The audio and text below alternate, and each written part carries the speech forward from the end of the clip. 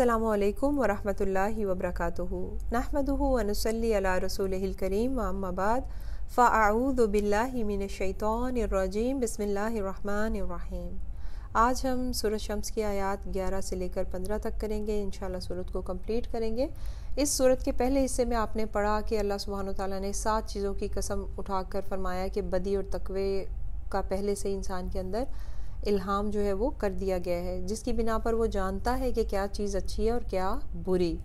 फिर बताया कि जो भी अल्लाह सुब्हानो तआला और उसके अहकामात को मान कर अपने नफ्स का तज़किया करेगा वो कामयाब होगा, और जो अपनी सरकश रविश पर कायम रहा तो वो नामुराद व नाकाम होगा। इस बात को वाज़े करने के लिए अब अल्लाह सुब्हानो तआला कौम समूद की बुरी रविश और उनका अंजाम बयान कर रहे हैं इस सूरत के दूसरे हिस्से में। सूरत का लफ्ज़ी तर्जुमा करने से पहले ज़रूरी है कि कौम समूद का वाक़या जो है वो पहले हम देख लें। कौम समूद जो है ये बुतों को पूजते थे और पहाड़ों को तराश कर बड़े बड़े खूबसूरत घर वहाँ पर बनाते थे। हज़रत सालेह अलैहिस्सलाम को अल्लाह सुब्हानो तआला ने इन पर पैगंबर बनाकर भेजा इनकी इस्लाह के लिए, और वो इनको एक अल्लाह की इबादत की तरफ बुलाते थे, मगर ये लोग अपने आबा व अजदाद का दीन बुतों की इबादत छोड़ते नहीं थे। इन लोगों ने कहा कि अच्छा, अगर तुम वाकई अल्लाह के रसूल हो तो दुआ करो ज़रा अपने रब से कि वो इस पहाड़ से अभी शी कैमल जो प्रेग्नेंट भी हो निकाल कर दिखाए, फिर हम यकीन करेंगे और ईमान लाएंगे। सो सालेह अलैहिस्सलाम की दुआ पर अल्लाह सुब्हानो तआला ने ये मौजज़ा कर दिखाया। पहाड़ से ऊँटनी निकल आई जो बहुत ह्यूज जाइंट साइज़ थी। हज़रत सालेह अलैहिस्सलाम ने कौम को बताया कि ये जो ऊँटनी है ये अल्लाह की ऊँटनी है, और इस कुएं से एक दिन ये पानी पिया करेगी और दूसरे दिन तुम लोग और तुम्हारे जानवरों की बारी होगी। ये मौजज़ा देखने के बाद कुछ लोग जो है हज़रत सालेह अलैहिस्सलाम पर ईमान ले आए थे। अब हुआ क्या कि आहिस्ता आहिस्ता लोग तंग आ गए कि ये क्या बात है कि हम एक दिन पानी इस्तेमाल कर सकते हैं और एक दिन ऊँटनी सारा पानी पी जाती है, हमारे लिए कुछ बचता ही नहीं है। हालांकि ऊँटनी जिस दिन पानी पीती थी बेइंतहा दूध देती थी जो ये सब लोग इस्तेमाल भी करते थे, लेकिन उसके बावजूद भी उकताते चले जा रहे थे। ये मौजज़ा मुतालबा इन्होंने खुद ही मांगा था, जो कि अब इनके लिए आजमाइश बन गई थी।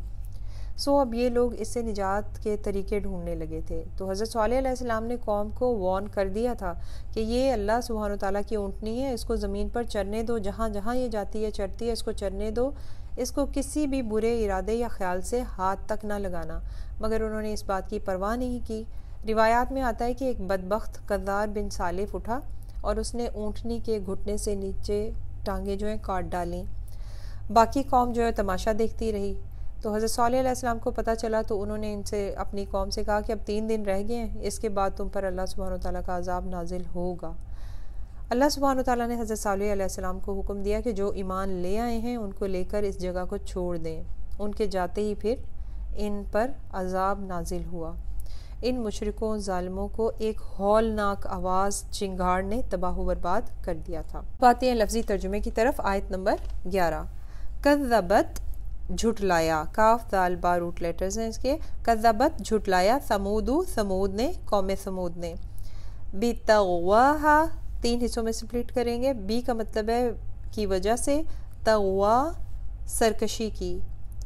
तग़वा ता गैन या इसके रूट लेटर है, मतलब है इसका सरकशी, नाफरमानी, हद से बाहर। उर्दू का लफ्ज़ तुग़यानी आपने सुना होगा, तो तुग़यानी से इसको लिंक कर लीजिए, क्योंकि जब समुंदर में तुग़यानी आती है तो लहरें क्या होती हैं, सरकश हो जाती हैं और वो अपनी हद से बाहर निकल जाती हैं, समुंदर से भी बाहर चली जाती हैं। तो क्या मतलब है, सरकशी, नाफरमानी। हा, ये 2 चश्मी हा फीमेल के लिए यूज़ होता है और इस हा की ज़मीर कौम की तरफ जा रही है, तो इससे आपको पता चला कि अहले अरब के यहाँ कौम भी जो है वो फ़ीमेल कंसिडर की जाती है। तो बितग़वाहा बवजह अपनी सरकशी के। तो बामुहावरा तर्जुमा क्या हुआ, कौम समूद ने अपनी सरकशी की बिना पर झुटलाया। ब्रैकेट में लिख लीजिए हज़रत सालेह अलैहिस्सलाम को। अगली आयत देखिए। इज़िम बासा, इसका मतलब है जब, इसका मतलब जब, और इज़िम बासा में बा आइन सा ये रूट लेटर्स हैं इसके, और बासा का मतलब है भेजा गया। जैसे उर्दू का लफ्ज़ है ना मबूस करना, अल्लाह सुब्हानो तआला ने बहुत सारे रसूलों को मबूस किया यानी भेजा।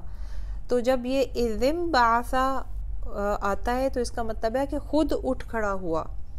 इज़िम बासा जब उठ खड़ा हुआ, اشقا، اشقا سب سے بڑا بدبخت، ہا اس کا یعنی اس قوم کا، اشقاہا سب سے بڑا بدبخت۔ تو با محاورہ ترجمہ، جب ان کا سب سے بڑا بدبخت اٹھا، اونٹنی کو کاٹ ڈالنے کی نیت سے جب ان کا بدبخت انسان اٹھا۔ اگلی آیت، فقالا پس کہا، فقالا فا پس یا تو قالا کہا، لہم واسطے ان کے، رسول اللہ اللہ کے رسول نے، ناقتا اونٹنی ہے، اللہ اللہ کی، و اور سقیا ہا، سقیا کا مطلب ہے پانی پلانا، ہا اسے۔ تو با محاورہ ترجمہ، تو اللہ کے رسول یعنی صالح علیہ السلام نے انہیں کہا کہ اللہ کی اونٹنی ہے اور اس کے پانی کی باری کا خیال رکھنا ہے۔ اگلی آیت دیکھیے، فَكَذَّبُوهُ تین حصوں میں سپلٹ کریں گے، فا کا مطلب ہے پس یا تو، کذبو انہوں نے جھٹلایا، ہو اس کو یعنی صالح علیہ السلام کو، اس ہو کی ضمیر حضرت صالح علیہ السلام کی طرف جاتی ہے۔ فَعَقَرُوهَا تین حصوں میں سپلٹ کریں گے، فا کا مطلب پس یا تو، عقرو کا مطلب ہے کونچے کاٹ دیں۔ کونچے کیا ہوتا ہے؟ گھٹنے سے نیچے کا حصہ جو ہے اونٹ کا، اسے کہا جاتا ہے۔ عین کاف را ہے روٹ لیٹرز اس کے، اور اس کا مطلب ہے کاٹ دینا، علیحدہ کر دینا، اور قرآن پاک میں عقر کا لفظ بانجھ کے لیے بھی استعمال ہوا ہے۔ ہا یہ فیمیل کے لیے یوز ہوتا ہے اور یہاں پر شی کیمل کے لیے یوز کیا جا رہا ہے، اس کی۔ فَعَقَرُوهَا پھر کونچے کاٹ دیں اس کی۔ فَدَمْدَمَا فا پس تو، دمدمہ ہلاکت ڈالی۔ دمدمہ کا لفظ جو ہے ایسے عذاب کے لیے بولا جاتا ہے جو کسی شخص یا قوم پر بار بار آتا رہے یہاں تک کہ ان کو بالکل فنا کر دے، جیسے سورۃ زلزال میں آپ نے پڑھا مسلسل زلزلے جو آتے رہے۔ علیہم ان پر، علیہ اوپر، ہم ان کے، ربہم ربو رب، ہم ان کے رب نے، ربہم ان کے رب نے، فدمدمہ پس ہلاکت ڈالی، علیہم ان پر، ربہم ان کے رب نے، بذنبہم تین حصوں میں سپلٹ کریں گے، بی کا مطلب بوجہ اس کے، ذنبی گناہوں کے، ہم ان کے، فسواہا تین حصوں میں سپلٹ کریں گے، ہا کا جو ورڈ آپ پڑھتے چلے آ رہی ہیں یہ ضمیر ہا کی، اس کا مطلب ہے اسے، فا کا مطلب پس یا تو سوا کا مطلب یہاں پر زمین بوس، پیوند خاک کرنا، برابر کرنا، برابر بالکل ہموار کر دینا۔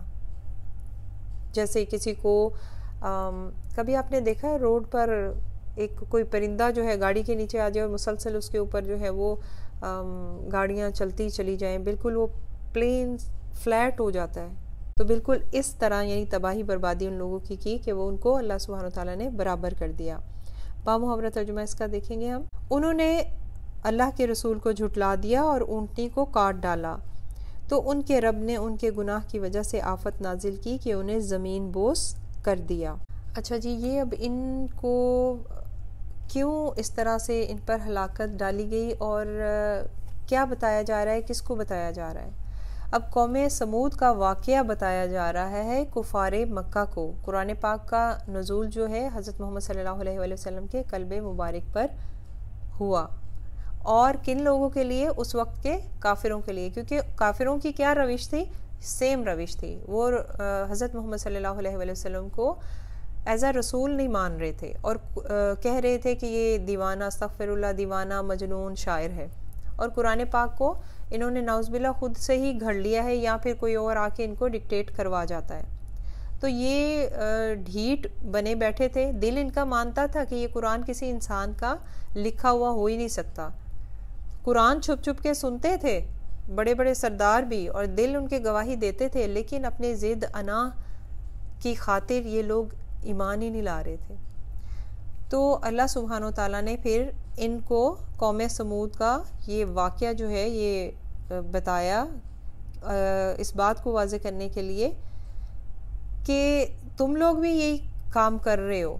تو قوم سمود کا کیا حال ہوا؟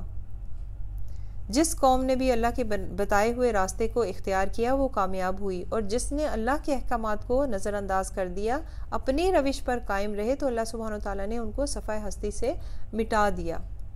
یہ قوم سمود کا علاقہ جو ہے جغرافیائی طور پر اہل مکہ سے قریب ترین تھا، اور قوم سمود کے قصے اہل مکہ کی زبان پر تھے، اور یہ لوگ جو ہیں کفار مکہ اس تباہ حال رستے سے گزر کر بھی جاتے تھے، تو ان کے لیے تو عبرت کا مقام تھا کہ قوم سمود نے اپنا تزکیہ نہیں کیا، سرکشی کی روش اپنائی، تو ان کا حال کیا ہوا؟ تباہ و برباد ہو گئے۔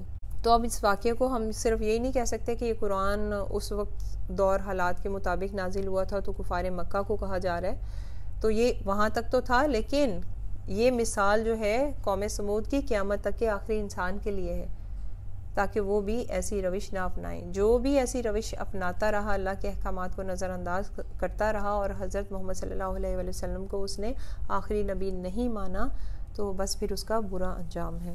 آخری آیت کی طرف بڑھیں گے۔ ولا و اور لا نہیں، یخاف وہ ڈرتا، عقباہا انجام سے، ہا اس کے، یہ ہا کی ضمیر قوم کی طرف جاری ہے، قوم سمود کے انجام سے، با محاورہ ترجمہ، اور وہ اللہ ایسی تباہی کے انجام سے ڈرتا نہیں ہے۔ اب یہاں پہ بتایا جا رہا ہے کہ جب اللہ سبحانہ وتعالیٰ کسی کی پکڑ کرتا ہے تو ڈرتا نہیں ہے، وہ جو چاہے کرے، وہ کسی کو جواب دہ نہیں ہے۔ دنیا کے حکمرانوں کی طرح نہیں ہے، جیسے وہ سوچتے ہیں کہ اگر میں نے کسی کو سزا دی یا کسی ملک پر چڑھائی کی تو وہ میرے خلاف قدم اٹھائیں گے، میری حکومت کا تختہ الٹ دیں گے۔